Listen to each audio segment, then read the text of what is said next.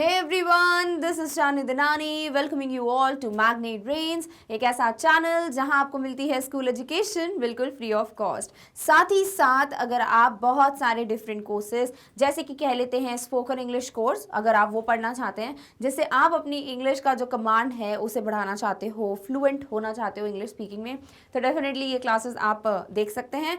पहली चीज़ क्लियर कर दूं दैट एवरीथिंग, जो कुछ भी मैं बताऊंगी या जो कुछ भी मैग्नेट ब्रेन्स पे आपको मिलता है, किसी भी कोर्स के लिए आपको कोई पेमेंट करने की आवश्यकता नहीं है। एवरीथिंग इज बिल्कुल free of cost and yes it's free of cost. That does not means कि आपकी कोई क्वालिटी में कॉम्प्रोमाइज होगा या stuff like that. No, you will get the top notch content and that is something जिससे आप अपनी प्रेपरेशन डेफिनेटली बड़े जोरों शोरों से कर सकते हो। Also you get different courses like olympiad, NTSC, competitive exams जैसे IIT JEE हो गया, नीट हो गया, SSC, bank, JAP, cab etcetera. तो आपको जो भी पढ़ना है अभी आने वाले सालों में, जैसे अभी 10th में हो, अगले साल से डेफिनेटली कॉम्पिटिटिव एग्जाम्स को एम करोगे तो क्यों ना अभी से थोड़ी थोड़ी प्रेपरेशन स्टार्ट कर दो, बिकॉज डेफिनेटली आपको उसके लिए कहीं जाने की जरूरत नहीं है। Every time at your home, कभी भी आपको 24/7 जब भी लगता है आपको, आप पढ़ सकते हो मैग्नेट ब्रेन से। सो ये सारी चीज़ें डेफिनेटली बहुत ज़्यादा हो जाएंगी कि भाई कहाँ ढूंढे, कहाँ पर मिलेगा। तो इन सबको आप एक प्रॉपर ऑर्डर में देख पाओगे कहाँ पर, मैग्नेट ब्रेन्स की वेबसाइट पर। तो आपको क्या करना है, वेबसाइट विजिट करना है, वहाँ जाके आप जितने भी कोर्सेज हैं उसमें से जो पसंद आए उस पर क्लिक कर सकते हो। उससे रिलेटेड आपको जो भी क्लासेस हैं वो प्रोवाइड की जाती हैं। Choose the class, select the subject, select the topic and you get the video in front of you. But अब बात कर लेते हैं आज के टॉपिक की। तो देखिए, आपको एक वर्ड्स एंड एक्सप्रेशंस के नाम से वर्कबुक दी गई है, जिस वर्कबुक में ना ही सिर्फ आपको उस चैप्टर से रिलेटेड क्वेश्चंस जो आपकी लिटरेचर बुक में हैं, बल्कि कुछ एक्स्ट्रा एक्सरसाइजेस भी दी गई हैं जहां आप कुछ ना कुछ नया ज़रूर सीखोगे। तो आज हम पढ़ेंगे यूनिट 1, आपकी वर्कबुक का unit 1 which would be linked with the chapter 1 और लेटर टू गॉड से लिंक्ड है ये। सो स्टार्ट करते हैं आपका सबसे पहला unit of the book, workbook like the words and expressions. सबसे पहले आपको दिया हुआ है, you have read about Lencho in a letter to God, first flight textbook in English for class 10th। ठीक है ना, तो आप क्लास 10th में है, फर्स्ट फ्लाइट आपकी बुक है और आपका पहला चैप्टर है letter to God. I hope आप ऑलरेडी लिटरेचर की बुक पढ़ते जा रहे हैं। आप ना ऐसे कर सकते हो कि आपने जितना भी लेटर टू गॉड के बारे में कंटेंट दिया हुआ है, जैसे आपको डिटेल एक्सप्लेनेशन मिलता है, आपको समरी मिलती है, NCERT सॉल्यूशंस मिलते हैं, आपको MCQs, extra questions, extract, long answer type, सब कुछ मिलता है, राइट। तो आप वो सब कुछ देखने के बाद वर्क बुक पे आया करो यूनिट 1 पे, फिर आपने चैप्टर 2 पढ़ा, फिर उससे रिलेटेड यूनिट 2 पे आए, तो ऐसे क्या होगा ना, आपको ज्यादा अच्छे समझ आएगा। डोंट बी लाइक कि आपने यूनिट 1 पढ़ लिया फिर जाके आप लिटरेचर की बुक पढ़ रहे हो। ठीक है, तो पहला chapter a letter to God I hope आप सब पढ़ चुके हैं, GL फुएंटेस द्वारा जो लिखा गया है, और इसके मेन पात्र, मेन कैरेक्टर कौन है, लेंचो।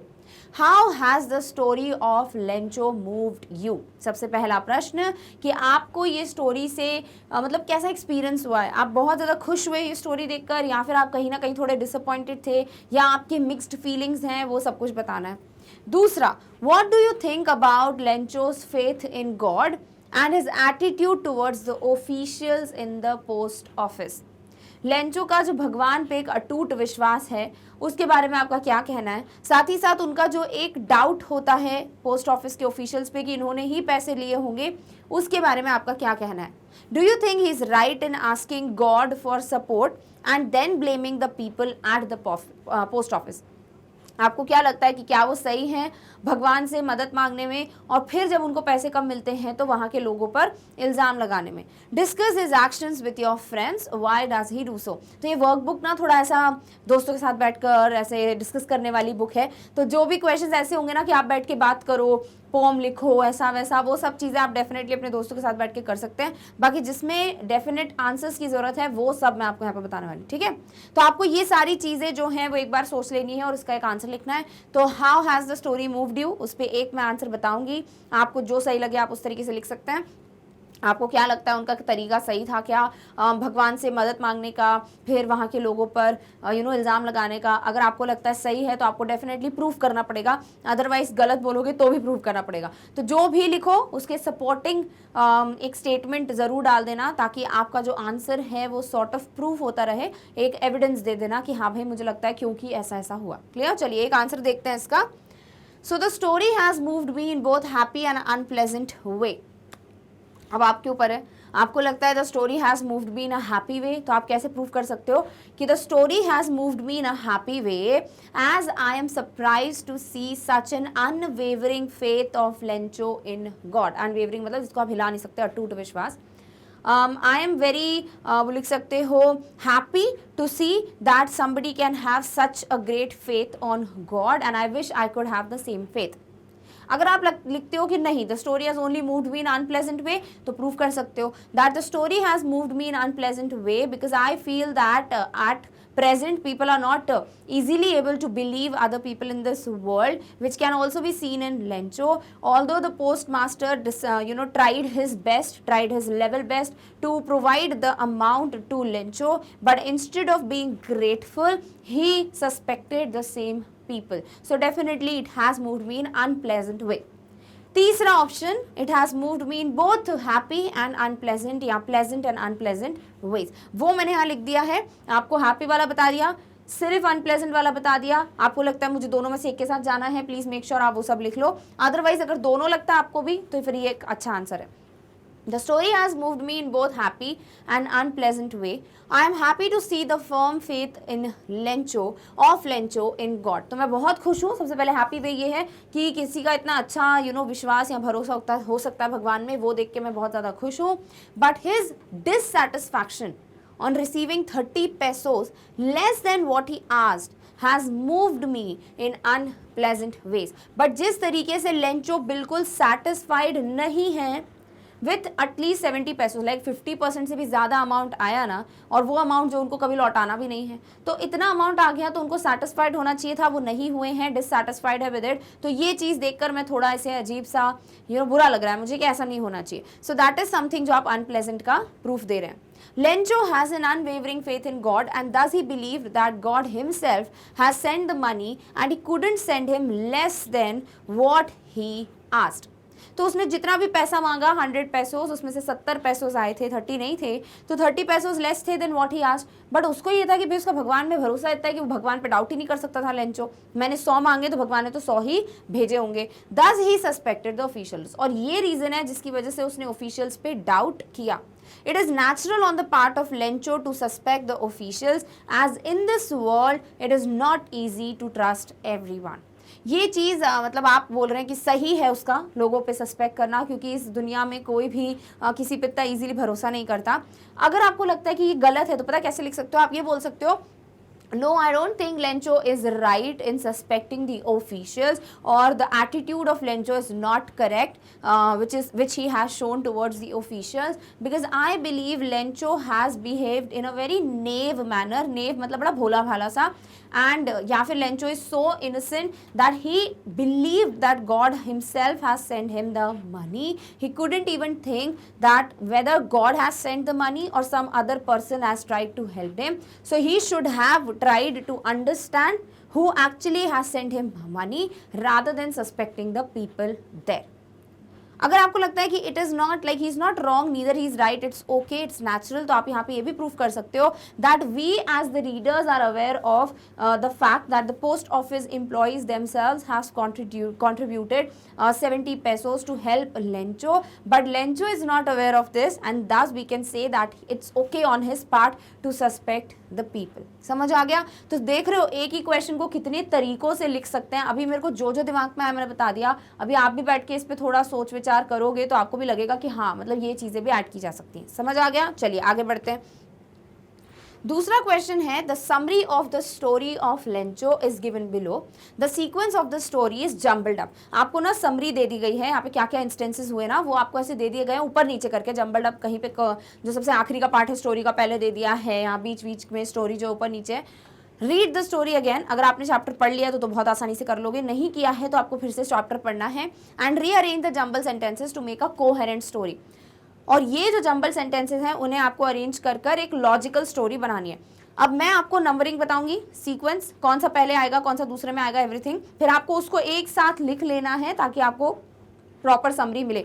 मैं नहीं करूंगी एडवाइस की बैठ के लिखो, बट मैं बता रही हूँ अगर इंटरेस्टेड हो तो स्टोरी को एक साथ पूरा उन नंबर्स को अरेंज करते हुए एक साथ लिख देना तो आपकी स्टोरी बन जाएगी। वैसे वो समरी टाइप नहीं है, पूरा कहानी ही एक तरीके से कॉपी पेस्टेड है, बट इफ यू फील कि आपको लिखना है तो लिख लेना, ठीक है। चलो पढ़ते हैं सारे सेंटेंसेस, फिर इनका नंबर देखेंगे। तो बॉक्स दिए हुए हैं आपको, right the correct order in numbers in the comment below कि भैया क्या है 1 2 3 4 ऐसे लिखना है, एंड जंबल सेंटेंसेस, और सेंटेंसेस यहाँ पे दिए हुए हैं। सेंटेंस पढ़ते हैं।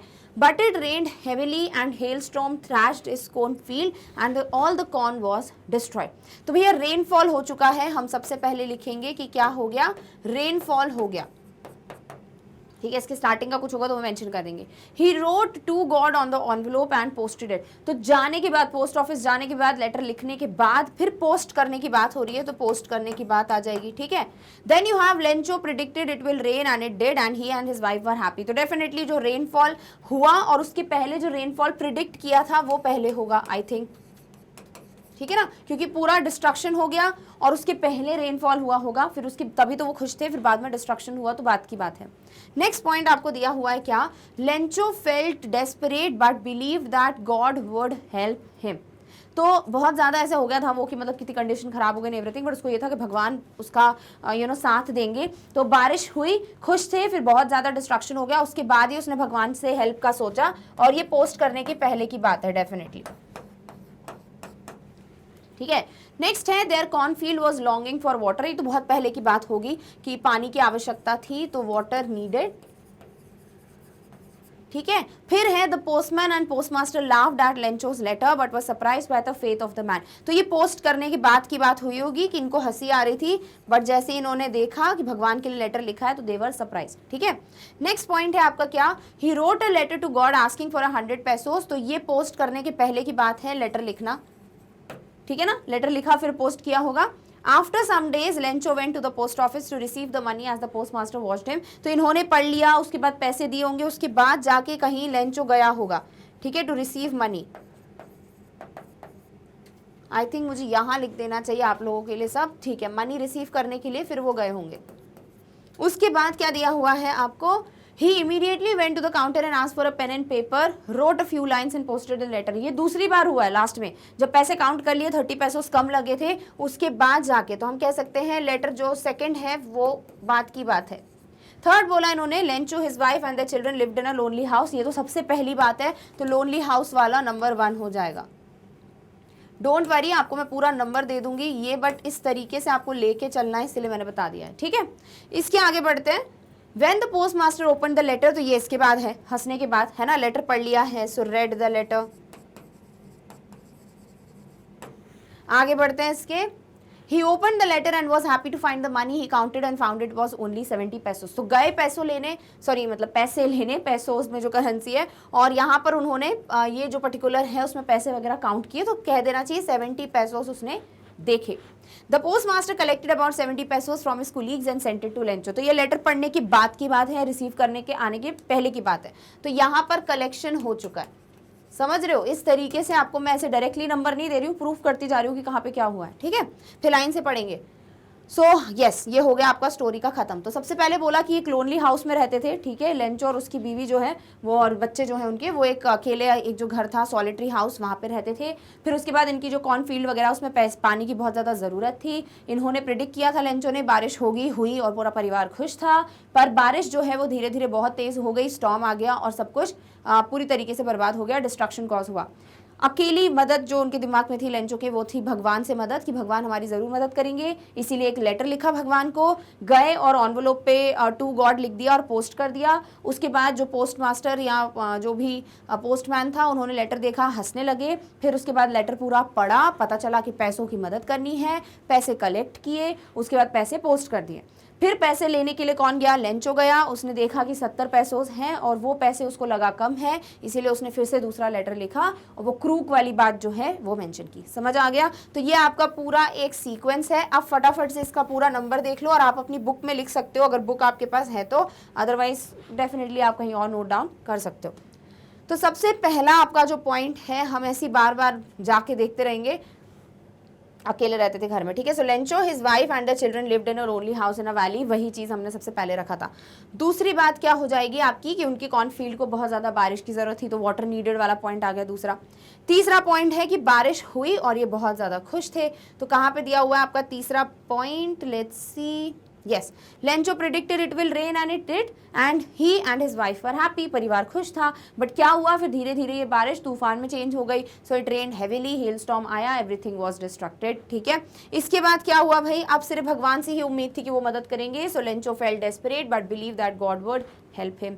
इस चीज की मदद मांगने के लिए उसने क्या किया, एक लेटर लिखा। तो 6th पॉइंट ये रहा, रोट लेटर टू गॉड, जिसमें उन्होंने 100 पेसोस मांगे ताकि वो अपनी जो फील्ड है उसको वापस से सो कर सके, यानी बीज वगैरह बो सके, और तब तक जो है खाना वाना नहीं है तो अपने आप को पालने के लिए, अपने परिवार को पालने के लिए पैसा उनके पास हो।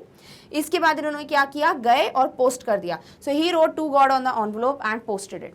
जैसे ही लेटर लिख दिया होगा उसके बाद किसने पढ़ा भाई, जो पोस्ट ऑफिस के एम्प्लॉइज हैं उन्होंने पढ़ा। So postman and postmaster laughed at the letter but they were surprised to see such a faith of a man. जैसे ही उन्होंने लेटर पढ़ा हंसने लगे, सरप्राइज्ड हो गए, बट उसके बाद उन्हें रियलाइज हुआ कि भाई पैसे चाहिए रहेंगे। तो 9th पॉइंट जो है आई थिंक पहले गया है कहीं,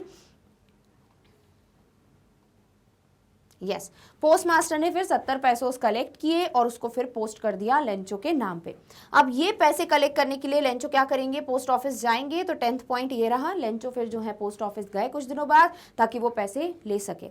जैसे ही पैसे उन्होंने देखे तो कितने थे भाई, 70 पैसों थे, जो बहुत कम थे। Open the letter, was happy to find the money, he counted and found it was only 70 पैसों।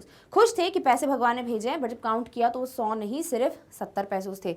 ये देखकर इनको लगा कि नहीं कुछ तो गड़बड़ है। फिर से लेटर लिखा, फटाफट से गए काउंटर पे, पेपर मांगा और दूसरा लेटर लिखा जिसमें ये लिखा उन्होंने कि यहाँ के लोग बड़े बंच ऑफ क्रूक्स हैं, कृपया करके मुझे यहाँ से पैसा ना भेजे। और जो आखिरी पॉइंट है वो बंच ऑफ क्रूक्स वाला पूरा दिया है। When the post master opened the letter it said, oh thanks for sending the money but I have received only 70 pesos, next time you please send the money directly to me, the people at the post office are a bunch of crooks, they have taken the 30 pesos. In short इसका मतलब है कि यहाँ पर Lencho ने फिर से एक लेटर लिखा कि भगवान मुझे पैसे तो मिल गए हैं बट इसमें 30 पैसोस कम है, कृपया करके मुझे वो दे दें, बट अब मुझे डायरेक्टली पैसे भेजना, मुझे इधर पोस्ट के थ्रू मत भेजना क्योंकि यहाँ के लोग बड़े बेईमान हैं, ईमानदार नहीं हैं और इन्होंने ही मेरे पैसे ले लिए हैं। और इस तरीके से आपकी कहानी खत्म होती है। तो इफ इन केस अगर लास्ट पॉइंट पे आपको समराइज करना हो, समरी का वीडियो ऑलरेडी आपके लिए है, वो देख सकते हो। अगर आपको पढ़ के करना है वर्कबुक का ये पर्टिकुलर पार्ट पढ़ लेना। डन, ओके, चलिए नेक्स्ट क्वेश्चन पे आते हैं। नेक्स्ट क्वेश्चन है आपका, given below is a story of the tailor who has been known for his skills in cheating and stealing. अब आपको एक कहानी मिलेगी। देखो वर्कबुक में बहुत ज़्यादा बड़े बड़े यूनिट्स हैं, तो मेक श्योर कि आप पूरा अच्छे से देख लो, अदरवाइज आपको लगेगा कि कुछ छूट गया एंड एवरीथिंग। ठीक है, सो एक स्टोरी है टेलर की जिसको जाना जाता है उसके चीटिंग करने के, चोरी करने के कामों के लिए। ठीक है, अब देखते हैं ये स्टोरी में क्या दिया हुआ है। There was a tailor who was known for beating others in the art of being light-fingered and thievery। ये जो पर्टिकुलर कहानी है इसमें करीबन 10 से 15 शब्द हैं जो आपको नए सीखने को मिलेंगे, हमने कभी नहीं पढ़े ये शब्द। ठीक है, और बहुत ही ज़्यादा इंटरेस्टिंग कहानी है, तो मेक श्योर आप ध्यान से सुनो। तो एक टेलर था, कौन था भाई, टेलर, क्योंकि इसमें दो कैरेक्टर्स आने वाले हैं, एक ट्रेडर बिजनेसमैन और एक टेलर। ठीक है, सो जो टेलर है वो बहुत ज़्यादा मात देने में, बीटिंग का मतलब मारने में नहीं, मात देने को भी बीट करना कहते हैं। ठीक है, सो वो बहुत ज़्यादा जाना जाता था किस पर्टिकुलर आर्ट में, लाइट फिंगर्ड एंड थीवरी। अभी थीवरी तो पता है चोरी वोरी करना, लाइट फिंगर्ड का मतलब प्रोन टू स्टील, जिसकी ना आदत होती है चुराने की, तो उस चीज़ के लिए जाना जाता था क्योंकि इसकी चोरी करने का जो कला था ना वो बहुत ही अलग लेवल की थी। A trader saw that even with 100 attempts, the tailor would not be able to take a coil of thread from him without his knowledge। ध्यान से समझना इस लाइन को, आगे जाके इसका बहुत बड़ा रोल है। तो एक ट्रेडर था, एक बिजनेसमैन था, उसने कसम खाई, सोर मतलब एक तरीके से ना कसम ही खा ली उसने कि मैं इस चीज़ पे दावा कर सकता हूँ कि ये जो टेलर हो या कोई भी हो, वो कोई भी 100 बार भी ट्राई कर ले तो भी मुझसे जो है एक धागा भी चुरा नहीं पाएंगे। यानी ये जो टेलर है अगर वो चोरी करने की कोशिश भी करे तो मुझसे एक धागा जो होता है ना वो भी मेरी इजाज़त के बिना, मेरे नॉलेज के बिना वो मुझसे चुरा नहीं पाएगा। The trader was told that many others more intelligent than him had been beaten by the tailor। तो ट्रेडर को सबने बोला कि भाई तुम ऐसे मत बोलो, तुम ऐसे शर्त मत लगाओ क्योंकि तुमसे भी कई समझदार लोग आए, इंटेलिजेंट लोग आए और उनको भी इसने हरा दिया। They said he should not imagine himself so great, for his ego would only give him worse troubles in competition with the tailor. Even उसको ये समझाया गया कि अपने को इतना भी महान मत समझो तुम कि तुम अपने घमंड में, अपने ईगो में, अहंकार में बहुत ज़्यादा प्रॉब्लम्स अपने लिए इन्वाइट कर लो, क्योंकि जो भी टेलर के साथ कंपटीशन कर चुका है वो हमेशा हारा है. Still, the trader became more competitive and made a wager that the tailor would not be able to rob him of anything. फिर भी ये जो ट्रेडर है उसको ऐसा लगा कि यार मुझे कैसे बोल रहे हो कि मैं हार जाऊंगा, और दिल पे लग गई, उसको अहंकार को चोट पहुंच गई, और उन्होंने बोला कि भैया मैं तो शर्त लगा सकता हूँ, वेगर मीन्स बेट लगाना, कि डेफिनेटली मैं टेलर को हरा दूंगा, यानी कि ये जो टेलर है वो मेरी इजाजत के बिना, मेरे नॉलेज के बिना मुझसे एक धागा तक चुरा नहीं पाएगा. क्लियर, चलिए आगे बढ़ते हैं. He wagered on Arab horse with those who taunted him. तो जितने भी लोगों ने उसको बोला ना कि देखना तुम तो हार जाओगे, तुम जीत नहीं सकते, तो उसने क्या किया, उसने एक अरब हॉर्स, एक घोड़ा है बहुत फेमस सा, उस पर शर्त लगाई कि भाई जो भी जीतेगा एंड स्टफ लाइक दैट. आगे की कंडीशंस आपको पता चलेंगी, बट किस चीज़ को लेकर शर्त लगाई उन्होंने, एक अरब घोड़े को.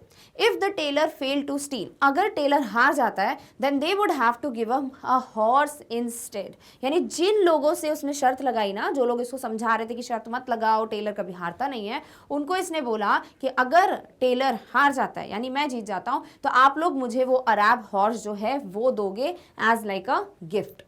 That night the trader lay awake, troubled by the situation and couldn't sleep a wink.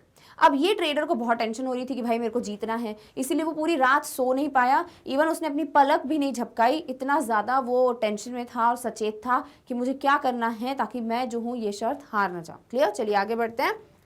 In the morning he put a piece of satin cloth under his arm and went to the bazaar and entered the shop and saluted the cunning rogue warmly. अब होता क्या है कि अगले दिन जो है ये एक साटिन का कपड़ा लेकर अपने हाथ के नीचे ऐसे लेकर गए. जैसे अगर आपको कोई कपड़ा सिलवाना होता तो आपने देखो कई लोग ना ऐसे हाथ के नीचे रखकर ढूंढ रहे होते कौन सी दुकान पे हमको देना है, तो उन्होंने यही किया, वो कपड़ा लेकर गए, बाजार गए, मार्केट गए, और वहां पर इसकी दुकान पे गए टेलर की, और उसको क्या किया, सल्यूट किया. ये जो रोग है इसका मतलब है डिसऑनेस्ट और अनप्रिंसिपल्ड मैन, ये चोरी वोरी में जाने जाते हैं. तो ये कनिंग, बहुत ही चालाक और चोरी करने वाला आदमी जो कि टेलर है, उसको इन्होंने सल्यूट किया. The tailor sprang up from his seat and welcomed the trader. तो टेलर अपनी सीट पे बैठा हुआ था, एकदम से वो अपनी सीट से उतरा और उसने इस ट्रेडर को अच्छे से वेलकम किया. Inquiring about his health with cordiality exceeding even that of the trader. और इसने इनकी जो स्वास्थ्य है उसके बारे में पूछा कि आपकी तबीयत वबीयत ठीक है क्या, और इतना ज़्यादा ये कॉर्डियल हो रहे थे, इतने अच्छे से ये बातचीत कर रहे थे जैसे ट्रेडर जो है ना उससे भी कई ज़्यादा गुना इनमें तरीका हो लोगों से बात करने का. Planting in his heart great feelings of affection for him. अब ये टेलर बड़ा स्मार्ट है, वो इस तरीके से बात कर रहा था ट्रेडर से जैसे कि वो ट्रेडर के दिल में एक अच्छी जगह बनाना चाहते हो. When the trader heard these songs of sweetness from the tailor, he flung down the piece of silk, saying, "Cut this into a coat for me and make it wide below my navel so as to not hamper my legs and tight about it to show off my figure." अब यहाँ पर ये जो particular trader है वो खुश हो गया इसकी बातें सुन के कि मुझसे कितनी प्यार से बात कर रहा है, और उन्होंने जो है अपना जो एक कपड़ा है जो वो लेकर गए थे उसे फ्लंग डाउन का मतलब ऐसे उठाकर रख देना. ठीक है, तो उन्होंने एकदम से उठाकर उसको टेबल पे रखा अपने कपड़े को, और टेलर को बोला कि इसको एक कोट में बनाओ, लाइक इस कपड़े से एक कोट बनाओ मेरे लिए जो मेरे नेवल पॉइंट जो नाभि होती है उससे नीचे हो, ताकि मेरे पैरों को पैर अजीब ना लगे, साथ ही साथ इतना टाइट होना चाहिए कि जिससे मेरा फिगर अच्छा दिखे. ऐसा करके ट्रेडर ने उसको ऑर्डर दिया, किसको, टेलर को. The tailor answered, "Oh kindly man, I will do you 100 service," and accepted the order. अब ये टेलर बोलता अरे मैं आपके लिए एक कोट क्या 100 कोट बना लूँ, आप जो काम बोले मैं करूँगा, और डेफिनेटली मैं आपके लिए इस कपड़े से कोट बना देता हूँ. He measured the satin and inspected the working surface and all the time chatted away to the trader in ideal gossip. अब इन्होंने क्या किया कि कपड़ा लिया, फिर आप मेजरमेंट्स लेते हो जिस भी पर्सन का कोट बनाना आपको, तो उन्होंने मेजरमेंट्स लिया और पूरा टाइम बातें करते रहे ट्रेडर से, एक बार भी चुप नहीं हुए, और फिर अपना काम करना चालू किया. About other armors and of bounties and gifts he had received from them and about misers and their mean ways and made the trader laugh with hysterics. तो ये हर चीज़ की बात कर रहे हैं, गपशप कर रहे हैं, गॉसिप कर रहे हैं कि वहाँ पर जितने भी आर्मर्स हैं, उसकी बात, जो भी बाउंटीज़ हैं, क्या होता है सब बताऊंगे अभी मीनिंग. ठीक है, बाउंटीज़ जो भी गिफ्ट्स मिलते हैं उनको उन लोगों से, उसके अलावा जो भी वहाँ के लोग हैं जो बहुत ज़्यादा अजीब हैं, कंजूस हैं, जो बहुत ज़्यादा परेशान करते हैं, उनके मीन तरीके और किस तरीके से सारी चीज़ें होती हैं, पूछ पूछ के उन्होंने ट्रेडर को इतना हंसाया कि वो आदमी चुप ही नहीं हो रहा, बस हंसे ही जा रहा है। अब वर्ड देख लो, आमिर्स का मतलब होता है रूलर, चीफ और कमांडर इन इस्लामिक कंट्रीज, जो इस्लामिक कंट्रीज होती हैं, क्योंकि अरब हॉर्स का बात किया है तो डेफिनेटली कहीं ना कहीं शायद ये लिंक्ड है जो ट्रेडर हैं, ठीक है। तो ट्रेडर को ये बोलते हैं कि जो भी आमिर्स हैं, वहाँ के जो भी कमांडिंग ऑफिसर्स होते हैं, उनके बारे में मजाक कर रहे हैं। दूसरा होता है bounties, a sum paid by the state to encourage trade, business बढ़ाने के लिए जो भी कंट्री या स्टेट होता है जो पैसे देता है उसे बाउंटीज कहा जाता है। देन उसके बाद ये सारी चीजें पूछ पूछ के उनको हंसा रहे थे। During this beguiling talk he was snipping away with his scissors rapidly, cutting as fast as his lips moved.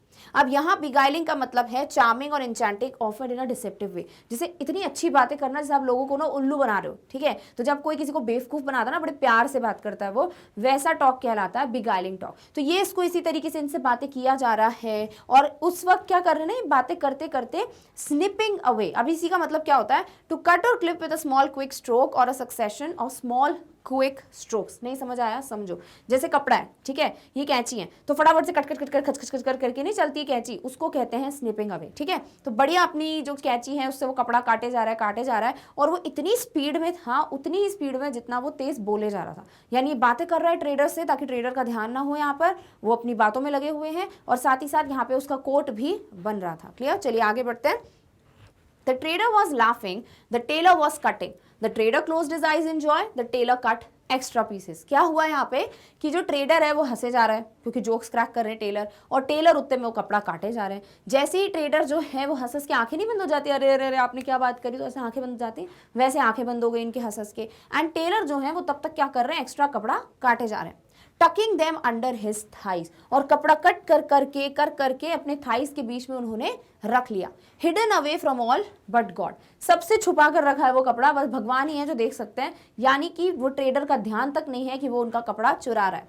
From his delight at the tailor's tales, the trader's former boost went out of his mind. What satin, what boost, what vigor. The trader was drunk on the jokes told by the tailor. अब हुआ क्या कि इतना खुश हो गए ना ये ट्रेडर इनकी बातें सुन सुन के, इनकी कहानियां सुन सुन के, कि इनको कुछ याद ही नहीं है कि मैंने क्या फेंका फाकी की, मैंने क्या शर्त लगाई, कौन सा सैटिन का कपड़ा, कौन सा मेरा तारीफ, कौन सी मेरी शर्त, कुछ याद नहीं है। जैसे कि एक इंसान अल्कोहल पीने के बाद भूल जाता है ना सब कुछ, बिल्कुल नशे में हो जाता है वो इंसान, उसी तरीके से ये इनके जोक्स के नशे में खो चुके थे और इनको कोई होश नहीं है कि वहाँ पर वो किस मकसद से आए हुए थे। तो हमें थोड़ा थोड़ा तो आइडिया लग रहा है कि कौन शर्त जीतेगा, बट इसकी जो कंटिन्यूएशन है वो पढ़ लेते हैं।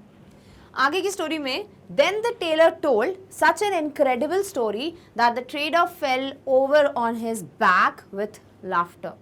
अब हुआ क्या कि ये जो टेलर है वो बताया जा रहा है, कहानियां देख रहा है वो कि इंसान को अक्ल तो है नहीं, ट्रेडर को बिल्कुल खो गया मेरी बातों में। फिर उन्होंने कुछ ऐसी कहानी बताई जो कुछ ज़्यादा ही कॉमिक थी और इसीलिए बहुत ज़ोर ज़ोर से हंसने लगे कौन, ट्रेडर।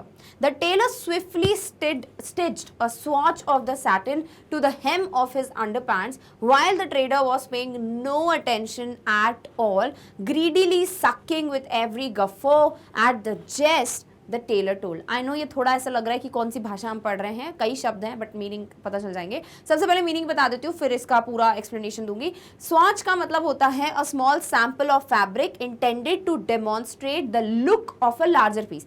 छोटा सा कपड़ा, ठीक है, एक पूरा बड़ा सा कपड़ा है, फैब्रिक है, उसका एक छोटा सा पार्ट जो कि ऐसा दिखाया जाता है कि वो बहुत बड़ी सी ड्रेस का हिस्सा हो। हेम मतलब the edge of a piece of cloth और clothing which has been turned under and sewed, मतलब ऐसे कपड़े को अंदर की तरफ मोड़कर जो हम सिलाई नहीं लगाते उसे हेम कहा जाता है। Guffaw a loud and hearty laugh, बहुत तेज तेज जोर जोर से हंसना, दिल खोल के हंसना। जेस्ट इज अ थिंग सेड और done for amusement, a joke, ले दे के जोक बोल दो जेस्ट को, ठीक है। अब पढ़ते हैं इसका पूरा सा एक्सप्लेनेशन।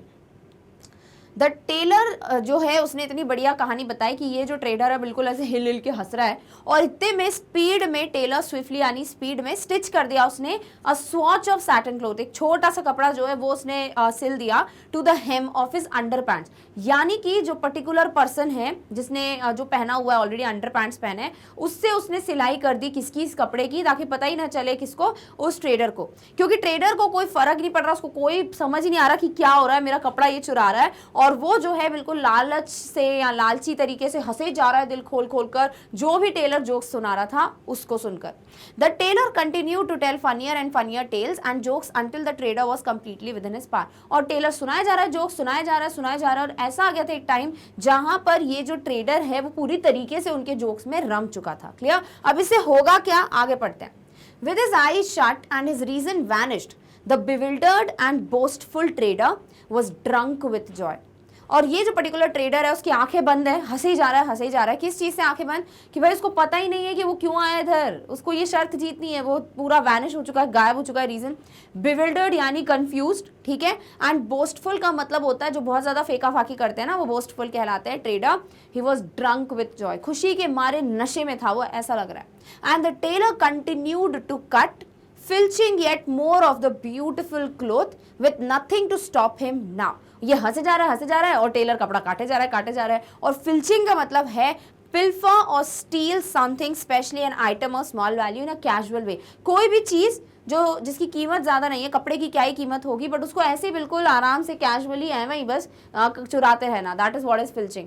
तो वो और कपड़ा जो है काट काट कर चुराता जाए, और अब ये ऐसा हो रहा था ना कि टेलर रुक ही नहीं पा रहा था, अपने आप को रोक नहीं पा रहा था, क्योंकि डेफिनेटली ट्रेडर का ध्यान नहीं था। And yet the trader bagged for more, और ट्रेडर जो है वो और ज़्यादा, मतलब ऐसा लग रहा था कि he was begging for more such jokes, कि आप वो और हंसाए, उसको और हंसाए, और टेलर यहाँ पर उसका कपड़ा जो है वो चोरी करता जा रहा है। क्लियर? ओके, आगे बढ़ते हैं। You who becomes the slave of the jest, no story is more laughable than you yourself. Think on this at the edge of your grave. अब यहाँ पर ये चीज़ जो है वो यहाँ पे लिखी हुई है कि जो इंसान जोक्स का, हंसी मजाक का एक स्लेव, एक तरीके से दास बन जाता है, no story is more laughable than you yourself. तो आपकी कहानी से ज़्यादा कोई भी हास्यजनक कहानी नहीं होगी।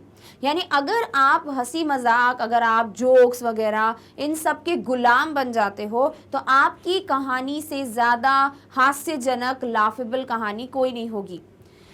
Think on this at the edge of your grave. और मतलब जब कब्र बनती है ना, वहाँ पे कुछ ना कुछ, मतलब ऐसा होता है ना कि मतलब तब तक कुछ ना कुछ सोचते रहो, ये चीज़ सीखो, तो वो चीज़ सीखनी चाहिए आपको। ये how long will you listen to the lies of this world that leave your mind and spirit unhinged.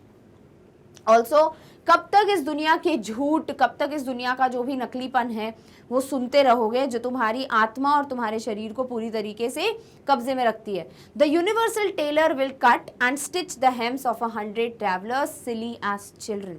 तो यहाँ पर ये हंसाए जा रहे हैं, वो अपनी मस्त दुनिया में है। उसी तरीके से जो यूनिवर्सल टेलर यानी कि दुनिया जो है, जो भी लाइफ में आपके साथ चीज़ें होती हैं, वो इसी तरीके से आपका जो हेम या जो कपड़ा है उसको सिलता जाएगा, और इस तरीके से बच्चों की तरह आपको खुश रखता जाएगा, आप हंसते रहोगे। Eventually the tailor became bored with the whole story and told the trader that he better leave before another tale was told. Definitely जो टेलर है वो बोर हो गया अपनी कहानी सुना सुना के, और इसीलिए उसने ट्रेडर को बोला अब आप चले जाओ, इसके पहले कि मैं दूसरी कहानी चालू करूं। For if I tell another one, क्योंकि अगर मैं दूसरी कहानी स्टार्ट करूंगा the coat will be too tight for you. जो कोट है वो तुम्हारे लिए बड़ा टाइट हो जाएगा, क्योंकि जितनी कहानी सुनाएंगे उतना कपड़ा काटते जाएंगे, जितना कपड़ा कटेगा उतना ज़्यादा वो कोट के लिए पर्याप्त नहीं होगा। And you will stop laughing and weep tears of blood, और फिर तुम हंसोगे नहीं, फिर तुम खून के आंसू रोगे, क्योंकि डेफिनेटली तुम शर्त हार चुके हो। र्यूमी अब्रिज्ड यानी कि ये थोड़ा अपने हिसाब से थोड़ा चेंज वेंज कर दिया हुआ एडाप्टेबल फॉर्म है, एग्जैक्ट कहानी नहीं है।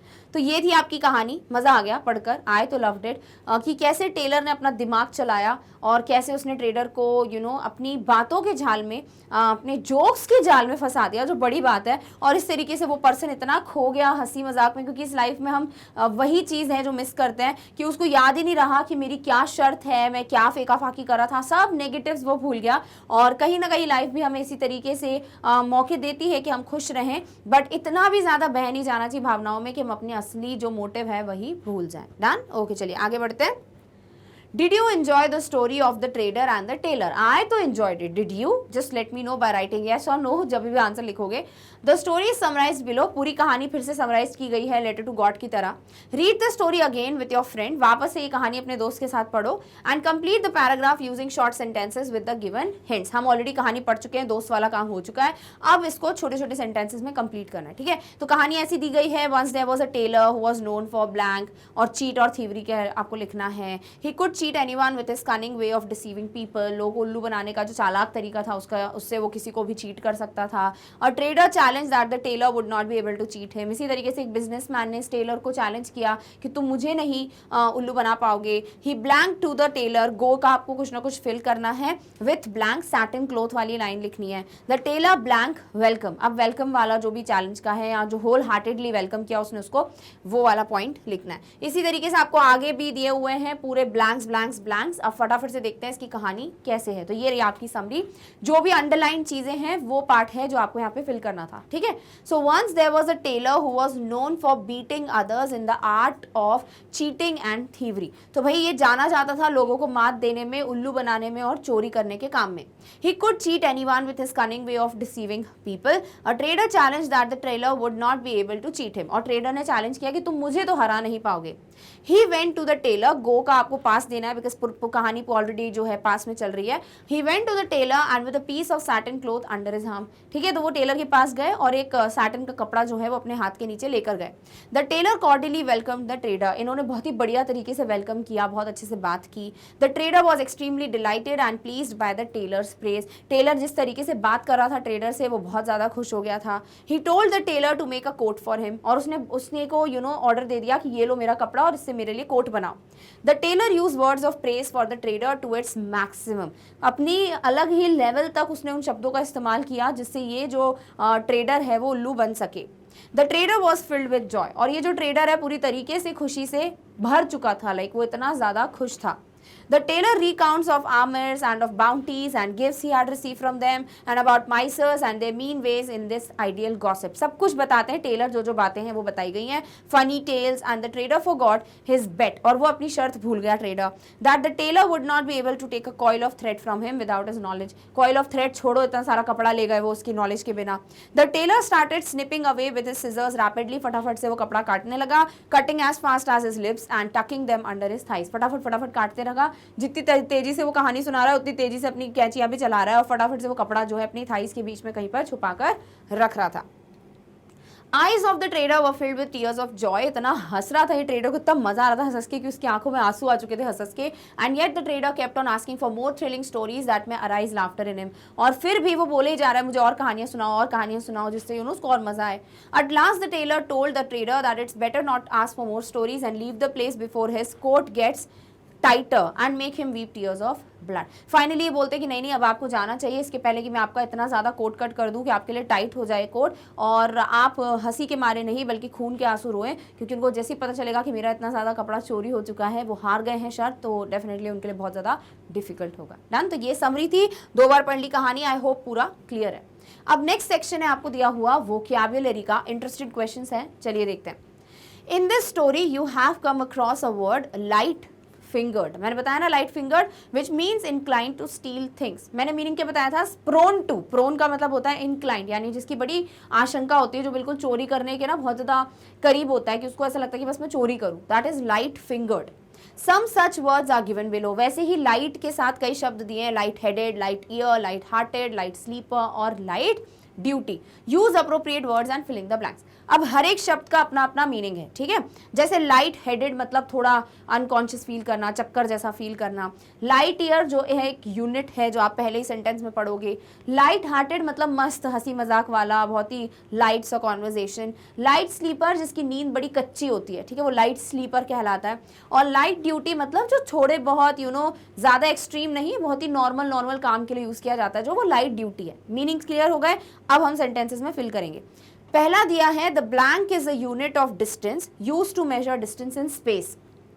स्पेस में डिस्टेंस वगैरह मेजर करने के लिए आप लाइट ईयर का इस्तेमाल करते हो. मैंने बोला नहीं ये यूनिट है, तो ईयर देख के टाइम मत कर देना, डिस्टेंस का यूनिट है, तो लाइट ईयर आ गया. ठीक है. दूसरा, the farmer bought a blank truck to transport their produce as it uses less diesel. कौन सी चीज़ है जिसमें मैंने बोला कि बहुत एक्सट्रीम नहीं, बहुत ही नॉर्मल कामों के लिए इस्तेमाल होता है? लाइट ड्यूटी, ठीक है। तो लाइट ड्यूटी ट्रक खरीदा फावर ने ताकि वो अपना जो भी प्रोड्यूस है उसको ट्रांसपोर्ट कर सके, जिसमें बहुत कम डीजल लगेगा, ठीक है। 2 वर्ड्स तो यूज हो गए, तीसरा देखते हैं। We had a fairly blank discussion with our colleagues. कैसा discussion? Light sleeper, light headed की लाइट हार्टेड? तो मस्त हल्का फुल्का हंसी मजाक वाला, तो लाइट हार्टेड यूज करोगे। Rita felt dizzy and blank after sky diving. जब स्काई डाइविंग करके आते हो तो आपको थोड़ा चक्कर जैसा लगता है, थोड़ा बेहोश टाइप का फील होता है, तो डिजी मतलब चक्कर चक्कर, अब उसी से रिलेटेड क्या है? Light headed. लास्ट है he is a blank a slightest noise wakes him. थोड़ी सी भी आवाज होती है तो उसकी नींद खुल जाती है, तो कैसी स्लीप है उसकी? लाइट स्लीप, तो लाइट स्लीपर है। इजी है। तो ये रहे आपके answers. The light year is a unit of distance used to measure distance in space. Farmer bought a light duty truck. We had a fairly light-hearted discussion. Rita felt dizzy and light-headed, and he is a light sleeper because थोड़ी सी भी आवाज होती है उसकी नींद खुल जाती है। Easy, बहुत अच्छे शब्द हैं, कोशिश करना इन सबको ध्यान में रखो। All right, okay, next let's move on to the next question, जो grammar related है। You have come across relative clauses in the lesson A Letter to God. हमने पढ़ा भी हुआ है relative clause क्या होता है, हमने एक्सरसाइज भी की हुई है। Read about the relative clauses again. फिर से पढ़ो जो आपकी बुक में दिया हुआ है। Complete the sentences given below in the table by adding the most suitable clause from the box and make it a relative clause. The first one has been done for you. आपके लिए पहला किया हुआ है, बता देंगे। ये कुछ चीजें दी हुई हैं। Contains meaning of words, need to fill in the application, stitches clothes, is a crook, tell lies, help themselves, won the best actor award this year, won the Nobel Prize, hit a century, is faithful, believe in hard work. तो ये कुछ आपको hints दिए हुए हैं और आपको इसी को यूज कर करके relative clause बनाना है। पहला देखो किया हुआ है, तो होता है ऐसे ना रिलेटिव क्लॉज में कि जैसे मैंने बोला कि मुझे वो गाड़ी चाहिए जो कि ब्लू गाड़ी के पास रखी है, तो जो कि ब्लू गाड़ी के पास रखी है, तो ये कंप्लीट हो गया अपने आप में। कब कैसे पता चला? क्योंकि ये जो कि मतलब क्या है, वो जो मुझे गाड़ी लेनी है उसके बारे में बता रहा है, उससे रिलेट करके बता रहा है। तो ये जो है the which is kept beside the blue one, वो हो जाएगा आपका रिलेटिव क्लॉज, ठीक है। जैसे a teller is a person who stitches clothes, ये पहला किया हुआ है आपके लिए बुक में। टेलर वो इंसान होता है जो कपड़े सिलता है, तो ये जो दिया है ना हु स्टिचेस क्लोथ, ये इसके बारे में बात कर रहा है, टेलर के बारे में, यहाँ पर्सन के बारे में एक ही बात है। तो टेलर वो पर्सन है जो कि कपड़े सिलता है। तो आप जब ऐसे बताते हो ना जो कि या जहां ये है, तो वो रिलेटिव क्लॉज कहलाता है। तो आपको यहाँ रिलेटिव क्लॉज फिल करना है और आपको ये सारे क्वेश्चंस दिए हैं। चलिए इसके सारे आंसर्स देखते हैं। सो इतने सारे दिए हुए हैं, अराउंड 11 क्वेश्चंस हैं। Let's read them. A teller is a person who stitches clothes, पता है। दूसरा, a dictionary is a book that contains meaning of words. Dictionary एक ऐसी किताब होती है जिसमें कई शब्दों का मीनिंग होता है, so that contains meanings of book words. तीसरा, the book is about a scientist. Book एक साइंटिस्ट के बारे में है। Who won the Nobel prize, जिसने नोबेल प्राइज जीता। देखो यहाँ पर कितना बॉक्स में दिया हुआ था ना, who won the Nobel prize. Dictionary is a book which contains meaning of words. तो आपको यहीं से उठाना है, बट आपको हु, विच, इन सबसे लिंक करके लिखना है, क्योंकि वही आपका रिलेटिव क्लॉज बनाते हैं। तो दूसरा रिलेटिव क्लॉज था दैट कंटेन्स, बुक के लिए आप दैट यूज कर सकते हो, पर्सन के लिए आप हु यूज करते हो, ठीक है। नेक्स्ट है साइंटिस्ट, पर्सन है तो who won the Nobel prize, तो हु नोबेल प्राइज डेफिनेटली एक साइंटिस्ट को मिला होगा। What is the name of the player, player का नाम क्या है। हु हिट अ सेंचुरी, उसमें दिया हुआ है सेंचुरी हिट की है उसने, तो प्लेयर के लिए यूज किया गया होगा। I don't like people, people है इंसान है तो हु यूज करोगे। Who tell lies, tell lies दिया हुआ है आपके बॉक्स में, तो जो झूठ बोलते हैं मुझे वो लोग नहीं पसंद। What is the name of the actor who won the best actor award this year? अभी बेस्ट एक्टर अवार्ड एक एक्टर को ही मिला होगा और ये क्वेश्चन है। सो एक्टर पर्सन है तो हु, और ये पूरी की कहानी आपने बॉक्स से उठा के लिख दी। नेक्स्ट है students who need to fill in the application should meet the principal in our office. तो ये आपको दिया हुआ है need to fill in the application, आपने हु लगाया क्योंकि स्टूडेंट्स क्या है, लोग हैं, है ना, पर्सन है ये। तो बच्चे जिनको भी एप्लीकेशन भरना है वो प्लीज प्रिंसिपल से जाके मिले। क्लियर, चलिए आगे बढ़ते हैं। Friends of the trader thought the tailor who is a crook and can cheat anyone. तो ट्रेडर के जो दोस्त हैं वो ये सोचते थे कि टेलर कैसा इंसान है, हु इज अ क्रूक, जो बहुत ही बेईमान है। क्योंकि टेलर इंसान है तो हु लिखा हुआ है। Next, Lencho who is faithful thought God would help him.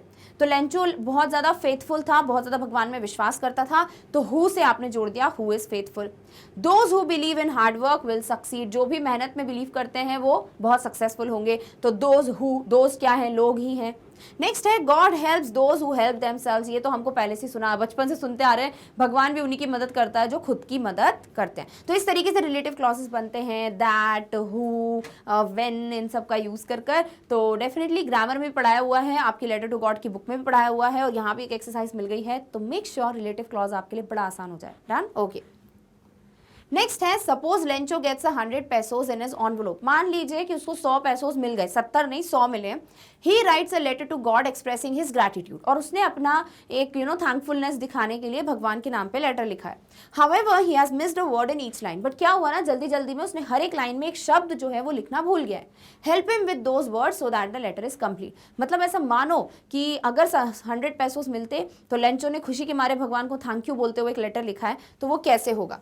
तो यहाँ आपको कुछ चीजें दी हुई हैं और एक एक वर्ड गायब है। For example, dear God thank for. अभी थैंक फॉर नहीं, भगवान को आप बोलेंगे कि आपको मैं थैंक यू बोल रहा हूं, सो थैंक यू फॉर। तो यू है जो मिसिंग है। ऐसे ही ये पूरा पढ़ पढ़कर आपको पता करना है कहाँ कौन सा शब्द मिसिंग है। मैं आपको उसका पहले का शब्द, बाद का शब्द भी दे दूंगी, और बीच में जो यहाँ फिल होना चाहिए था, कहना चाहिए, तो वो आप यहाँ पे मेंशन कर दोगे। ऑल्सो हो सकता है आपको लगे कि कोई और दूसरा वर्ड भी आ सकता है, अगर वो मीनिंग को डिस्ट्रॉय नहीं कर रहा तो प्लीज प्लेस कर देना। ठीक है, चलो इसकी एक्सरसाइज पूरी कंप्लीट देखो। यहाँ पे thank you for sending 100 pesos help.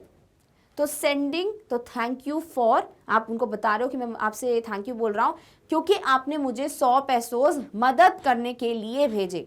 So पेसोज as help, तो देखो एज जो है वो मिसिंग है, तो pesos as help. I am very blank for this kind gesture, क्योंकि आई एम वेरी वॉट, तो I am very grateful, I am very thankful, आपको जो लगे आप लिख सकते हो, बिकॉज ग्रेटफुल अच्छा शब्द है तो मैंने ग्रेटफुल लिखा है। आई एम वेरी ग्रेटफुल फॉर, तो ग्रेटफुल मिसिंग है। You were my only and your, you were my only and your क्या है, so you were my only hope, ठीक है, आप मेरी अकेली उम्मीद थे। And your help has my faith in you, and your help has raised my faith in you, और आपकी मदद से मेरा जो विश्वास है आप पर वो और ज्यादा बढ़ गया है। This money will help me until the crop, तो ये मेरी मदद कब तक करेगा पैसा, टू सर्वाइव, है ना, तो हेल्प मी सर्वाइव, कि मैं जिंदा रह सकूं तब तक, so survive until the crop. And I promise to hard in the future, and I promise to work hard in the future, so to work hard. ठीक है, सो यहाँ आपने लिख दिया help me survive until the crop and I promise to work hard in the future, sincerely yours Lencho. यानी letter लिखते तो वैसा लिखते, और सही भी है, इसी तरीके से थैंक यू बोलेंगे, फेथ उनका बढ़ गया वो बताएंगे, और डेफिनेटली आगे जाके और मेहनत करेंगे ताकि ऐसी नौबत फिर ना आए। Done, okay. नेक्स्ट है the tailor here is a cheat. अभी जो कहानी पढ़ी द टेलर एंड ट्रेडर वाली, but Lencho in the story a letter to God is naive and simple. Tailor बहुत चालाक है बट बहुत ज्यादा चोरी वोरी करता है, और लेंचो बहुत ही इनोसेंट से है, नेव से, सिंपल से, बहुत ही भोले भाले से इंसान है। He has immense faith in God, इनका भगवान पे बहुत ज्यादा भरोसा है। How do you distinguish between Lencho and the tailor, आपके हिसाब से लेंचो और टेलर अलग कैसे हैं, वॉट मेक्स देम डिफरेंट, ऐसा क्या है जिससे वो दोनों आपस में मतलब बहुत ही अलग अलग पर्सनालिटीज हैं। Working in pairs list the actions and qualities of Lencho and the tailor and draw their character sketches. अभी पेयर्स का तो क्या ही है, हम लोग ही डिस्कस कर लेते हैं कि कैसे आप इनका कैरेक्टर स्केच लिखोगे। तो आपको कुछ चीजें दी हुई हैं, ठीक है, जैसे what does the person do एक जगह पे, और व्हाट क्वालिटी रिवील्स, इंसान क्या करता है और उसके बारे में आपको क्या पता चलता है वो बताया। जैसे सबसे पहले Lencho lost all his crops, Lencho का पूरा फसल चला गया, इससे क्या मतलब हुआ, he is helpless prays to God, कि अब उसके पास मदद नहीं थी, बहुत परेशान था, इसीलिए भगवान से प्रार्थना करता है। How does he manage the situation, वो क्या करता है, भगवान को लेटर लिखता है, इससे क्या पता चलता है कि उसका भगवान में कितना ज्यादा विश्वास है। Does he harm anyone by his action, अपना पूरा जो भी काम था वो करने में क्या वो किसी का नुकसान करता है, बिल्कुल भी नहीं, तो वो आप यहाँ बता दोगे। Then how do others think of him, बाकी लोग क्या लगता है वो हंसते हैं लेंचो पर। What is your judgement of him, आपके हिसाब से लेंचो क्या है। And he receive 70 pesos, thought 30 pesos had been stolen, 70 मिले 30 गायब हो गए, उससे क्या आप इनके बारे में सोच रहे हो। ठीक है, तो इसको देखिए कंप्लीट करते हैं। Lencho lost all his crops, इसका मतलब वो हेल्पलेस है, भगवान से प्रार्थना करता है।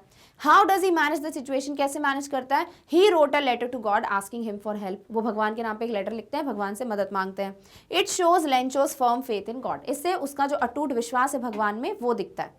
Does he harm anyone by his action, क्या वो किसी को नुकसान पहुंचाते हैं इससे, बिल्कुल भी नहीं, सो नो, या पूरा लिखना तो लिख सकते हो, no he did not harm anyone. Lencho is harmless, इससे पता चलता है लेंचो से किसी को कोई खतरा नहीं है, वो एक हार्मलेस पर्सन है। How do others think of him, others laughed at him, बाकी सब हंसने लगे कि यार भगवान को कौन लेटर लिखता है। इससे क्या पता चलता है कि shows that people find the firm faith of a person funny. किसी इंसान का अगर बहुत ज़्यादा विश्वास होता है भगवान पे या किसी भी चीज़ पे, लोग अक्सर उसको बहुत ज़्यादा हास्यास्पद या बहुत ज़्यादा मजाक के तौर पर पाते हैं।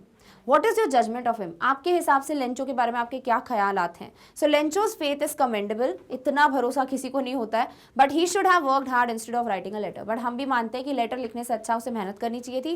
एंड इससे क्या पता चलता है, he is a strong believer in God. He receive 70 pesos, thought 30s were stolen, तो उससे क्या पता चलता है, was not satisfied with the amount but still had strong faith in God। वो डेफिनेटली सेटिस्फाइड नहीं था कि मेरे पास एटलीस्ट 70 पैसों आ गए, बट उसका भगवान पे भरोसा इतना ज़्यादा था कि उसको ये लग रहा था कि नहीं, भगवान ने तो पूरे भेजे होंगे, यहाँ के लोगों ने चुराए। क्लियर? ओके, चलिए आगे बढ़ते हैं।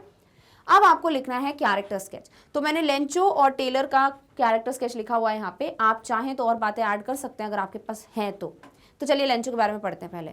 Lencho is a hard working farmer, बहुत मेहनती है, an ox of a man दिया हुआ है आपकी बुक में। He has firm faith in God, भगवान पे अटूट विश्वास है। Lencho wrote the letter to God as he thought that he would be the only one to help him in his bad times. Lencho ने letter ही से लिखा भगवान को क्योंकि उसके अलावा उसे किसी से भी उम्मीद नहीं थी कि कोई उसकी मदद करेगा। He asked for 100 pesos, 100 pesos मांगते हैं। The postman gave him 70 pesos. Lencho was not satisfied with this as he thought that the post office people have taken the rest of the money. Post office collected 70 pesos, posted it Lencho के नाम पर, and Lencho जैसे ही पढ़ते हैं यहाँ गिनते हैं note तो वो बहुत ज़्यादा गुस्से में आ जाते हैं क्योंकि उनको लगता है कि भगवान ने तो पूरे पैसे भेजे हैं, ये यहाँ के लोग ही हैं जिन्होंने 30 pesos चोरी कर लिए हैं। Does Lencho had an unwavering faith in God, definitely भगवान में एक अटूट विश्वास था लेंचो का। 70 पैसों आने के बाद भी उसको ये डाउट नहीं हुआ कि भगवान ने शायद कम भेजा है, नहीं, भगवान ने पूरे पैसे भेजे होंगे, इतना विश्वास है, यहाँ के लोगों ने पक्का पैसे चोरी कर लिए। अब टेलर के बारे में पढ़ते हैं। The tailor had immense faith in himself, उसे भगवान में भरोसा था, टेलर को खुद पे बहुत ज़्यादा विश्वास था। He used to earn money by cheating others, और कहीं ना कहीं वो पैसे जो है लोगों को बेवकूफ़ बना के अर्न करता था, और यहाँ पर इन्हें किसी को बेवकूफ़ नहीं बनाया, अपनी मेहनत करते थे और भगवान से प्रार्थना की। He strongly believed in his thievery skills, अपनी खुद की स्किल्स में बिलीव था, यहाँ पे भगवान में बहुत ज़्यादा बिलीव था। He was always able to completely fill his desires, और वो हमेशा अपनी इच्छाएं पूरी तरीके से कंप्लीट कर लेता था, फुलफिल कर लेता था। लिख सकते हो कि Lencho's desire was partially fulfilled, ठीक है, 100 चाहिए थे, 70 पैसों मिले, बट इनका हमेशा ओवर बोलना चाहिए, फुलफिल हो जाता था जो भी डिज़ायर होता था वो। ईजी? ओके, चलिए आगे बढ़ते हैं। राइट अ पोर्ट्रेट और description of a person, read the following description about 2 persons, Ravi and Mohini. आपको 2 लोग दिए हुए हैं, रावी ऐसे दिखते हैं, यंग से पर्सन है, गुड लुकिंग है, मोहिनी है, थोड़ी अडल्ट है, मतलब अच्छी खासी एज होगी इस लेडी की, और गाना गा रही है। इन्होंने सर पे जो पहना है इससे कुछ तो कंस्ट्रक्शन रिलेटेड है, मे बी आर्किटेक्ट है या इंजीनियर है, आपको पता चल जाएगा, और ये 100% क्या है, सिंगर है। ठीक है, चलिए पढ़ते हैं।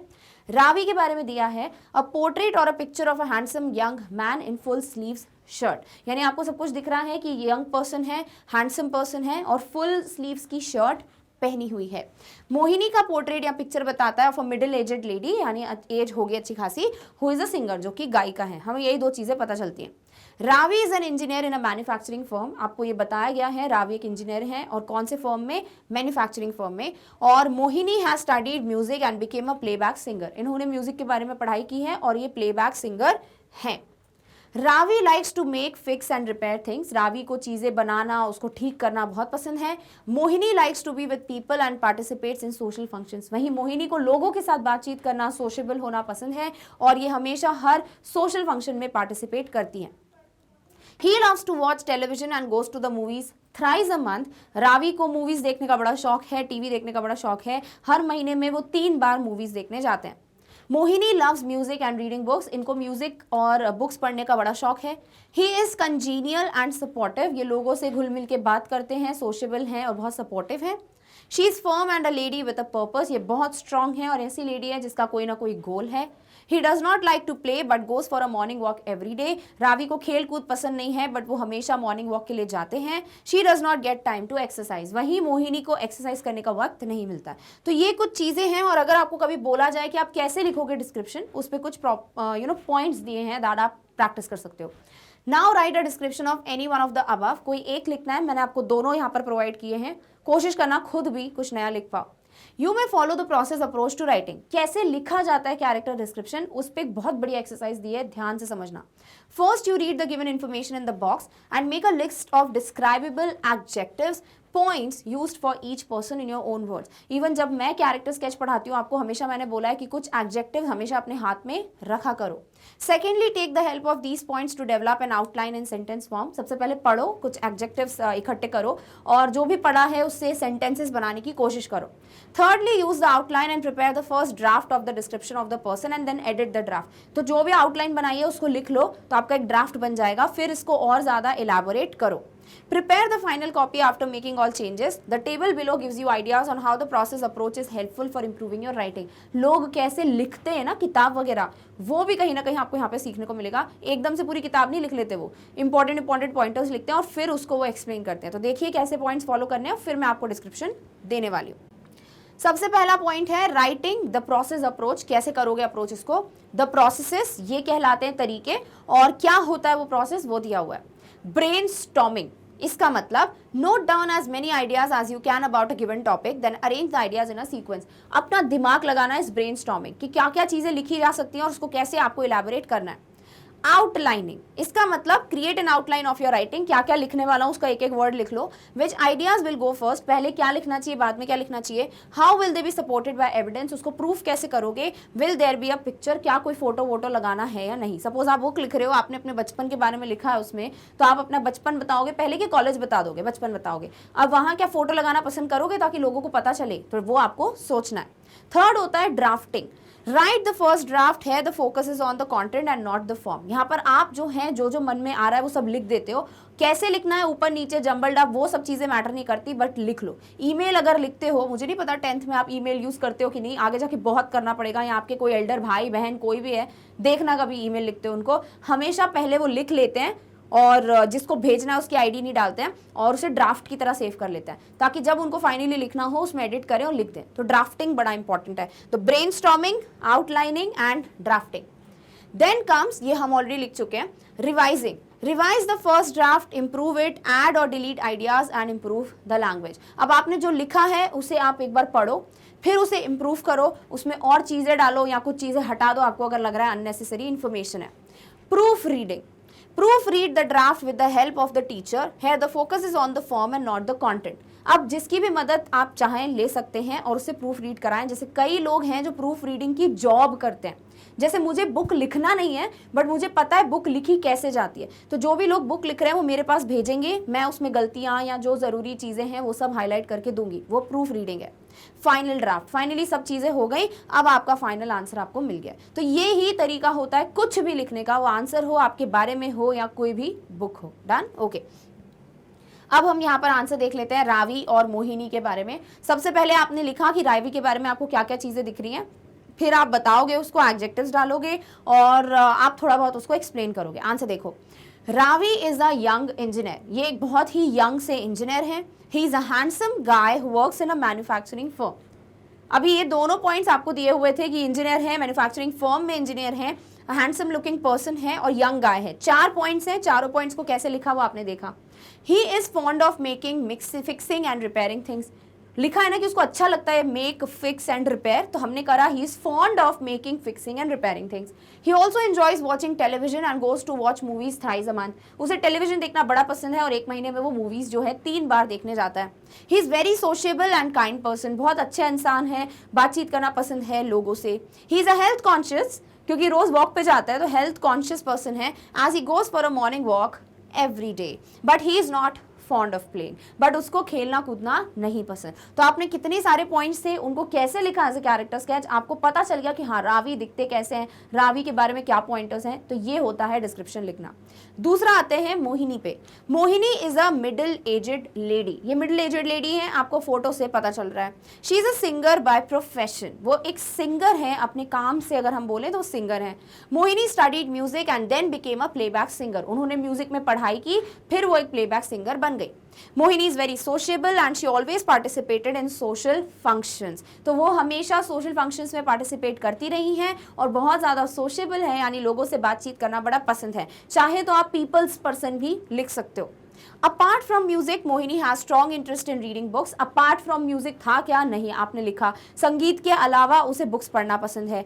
Mohini is a lady with purpose. Mohini is very busy and thus does not get time to exercise. Time कब नहीं मिलता आपको? जब आप बिजी होते हो। दिया था क्या? नहीं, आपने लिख दिया कि वो बिजी है इसलिए उनके पास टाइम नहीं है। तो ये तरीका होता है डिस्क्रिप्शन लिखने का। आई होप आपको कैसे लिखते हैं चीजें वो क्लियर हो गई है। डन? ओके। सो इस तरीके से we are done with the discussion of the unit 1 of your workbook words and expressions. I hope आपको वर्कबुक सॉल्व करने में मजा आया आज के चैप्टर से, और इसी तरीके से बाकी के जो यूनिट्स हैं वो भी हम प्रैक्टिस करते चलेंगे। So make sure you always watch the video of the chapter which is linked with the unit. जैसे लेटर टू गॉड पढ़ के ही यूनिट 1 पे आना है, and similarly you should follow the same for the rest of the chapters. So make sure you read Nelson Mandela Long Walk to Freedom before watching the video of Unit 2. So yeah, that is something that we will see very soon, which would be the next topic of our next video. Till then, take care of yourself. Thank you so much for watching. Bye.